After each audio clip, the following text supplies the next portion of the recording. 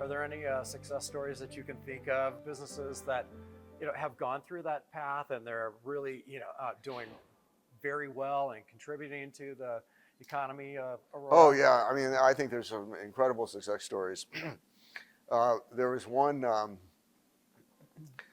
immigrant from Korea, J.W. Lee, who has on the Havana corridor has 11 restaurants, all Asian, except for one coffee shop. I think everything else is Asian, but it's Vietnamese, it's Korean, it's a mix of stuff, and it's just and he started out as like a actually started out in New York as a sushi chef, and he was so popular that all of his customers eventually put together some money for him to buy a restaurant and loan him the money to buy a restaurant.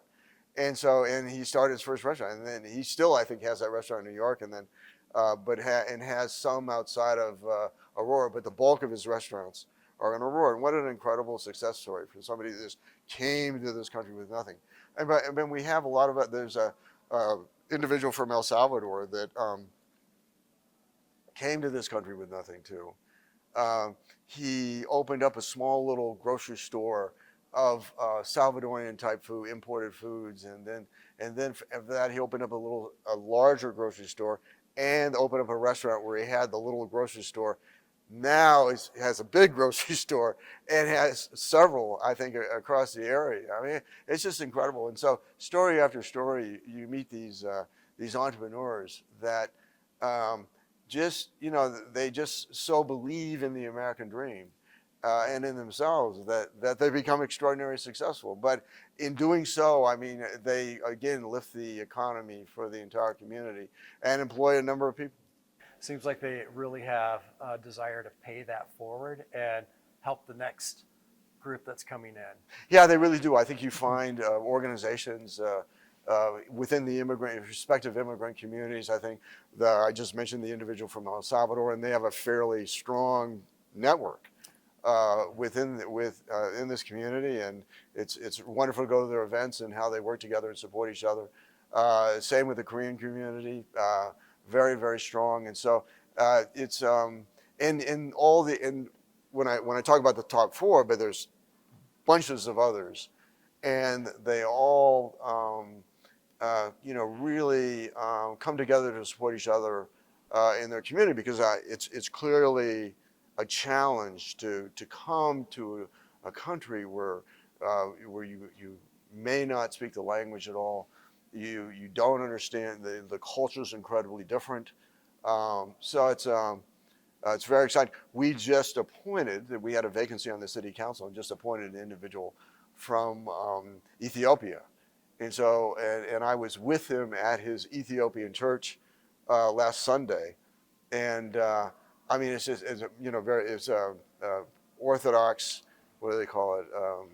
A Christian Orthodox Ethiopian church over in it's on East Colfax, and very large church. I mean, in terms of its membership, and I go to my home church every other week, and then I visit another, not just church.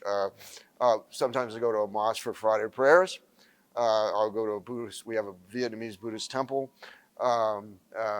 Unfortunately, we have a number of Hindus, but unfortunately, we don't have a Hindu temple right. It's kind of in the border of Aurora, but not necessarily in Aurora. But so because of that, I'll go to those.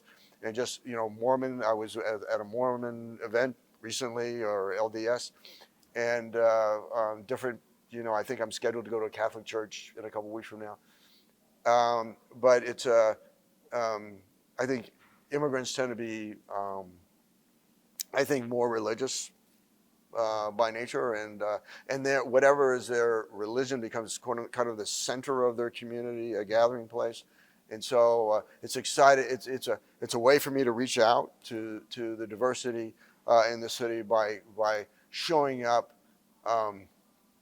as a mayor, and that I support their right to really make them feel comfortable and understand that I support their right to practice their religious faith without fear of discrimination or intimidation. That exposure that you've had, being in the unique position that you are, you get to have a lot of great exposure. Did you have like a change of heart or mind, since becoming mayor from positions before? No, I think so. I think certainly an understanding that how difficult it is to try and come to this country legally, and that it is too easy to come to the country illegally, and how we so desperately need immigration reform for this country, and that I really hope that, I mean, it requires compromise, and and that's not something they do in Washington a whole lot, and so I certainly hope that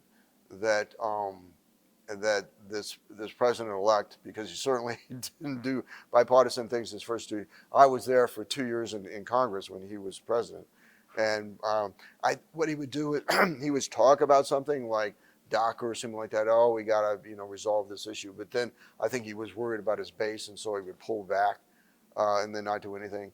Now he's not running again. My hope is he's being tough to have leverage to get something done in a bipartisan way, because if it's done just through executive orders, it's just going to be, it could be just reversed in the next administration. If he wants a legacy on immigration that's so important to this community and so important to this country, I think he needs to do it with the Congress.